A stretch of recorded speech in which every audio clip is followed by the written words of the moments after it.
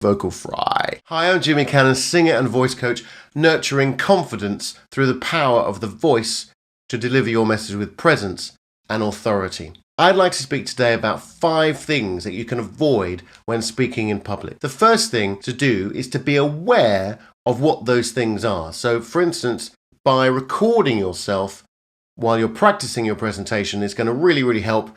And you can see those things, and they're going to be irritating things, particularly for you. And trust me, there's irritating things that I see all the time. So for instance, I'm looking at my camera right now, and I can see that I haven't ironed this. You know, it's not that important. Do you think it's important? I'm not really sure. I think the important thing is the content right now to give you. But I could stop the video, I could stop recording, and I could go and iron this top. That's going to be in the back of my mind now. It doesn't matter. Let's continue.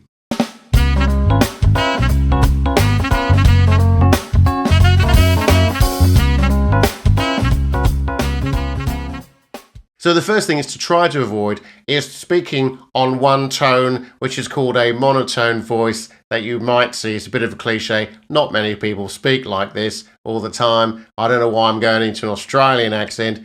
My wife will kill me. She's Australian. Hopefully she won't watch the video. She actually doesn't watch any of my videos. That's not true. There's a couple she likes. I won't tell you which ones. You're going to have to guess. So try to avoid that monotone voice, which is speaking on one pitch.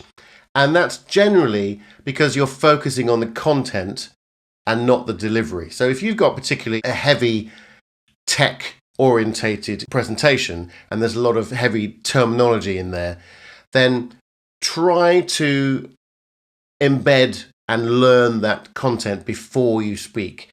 At least try to come off script as much as you can. If you end up reading it, then it's going to become more monotonal and less variety of tone and pitch.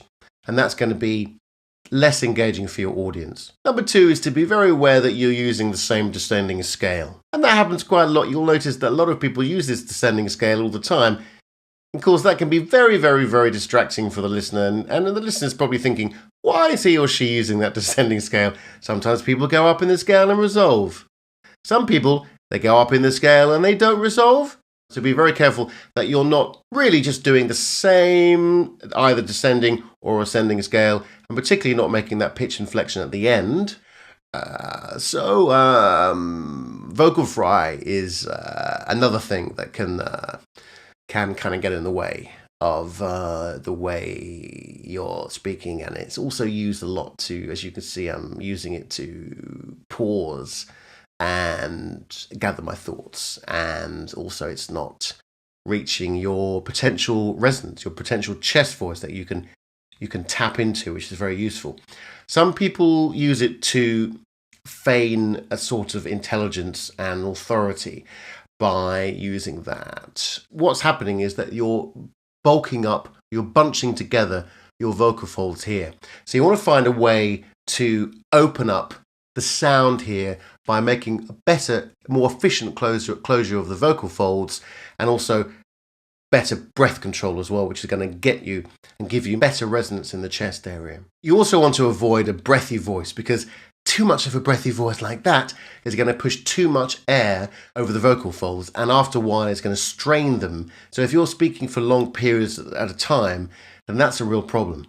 So by practicing exercises that will help the vocal cords or the vocal folds to close better, will maintain your voice for longer periods of time and also give you much better projection. Number 5, which is a very common problem, is speaking far too quickly. And this is mainly due to anxiety at the time. So if we're anxious, we tend to raise our chest, we speak in very short and shallow breaths, and this is going to create much more intensity, much more stress in the voice, and we tend to speak much more quickly at that point. The secret is to use good breath control to allow us to relax, release some endorphins, and let the breath do the work. So let's just recap. Number 1 is a monotonal voice. Number 2 is whether you're using the same ascending or descending scale. Number 3, let's remember, is the vocal fry. The vocal fry. Number 4 is a breathy voice. That's going to really hurt and strain after a while. So you want to close those vocal cords, use much better breath control, and that will give you more projection.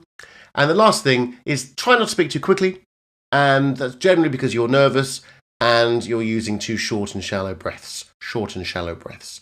So use the breath and control the rate of breath is going to really, really help to control, maintain, and project your voice. I hope that's helped. If you want to work with me on a one-to-one basis, or you'd like your team to work with me on a one-to-many basis, then please do get in touch. Speak soon.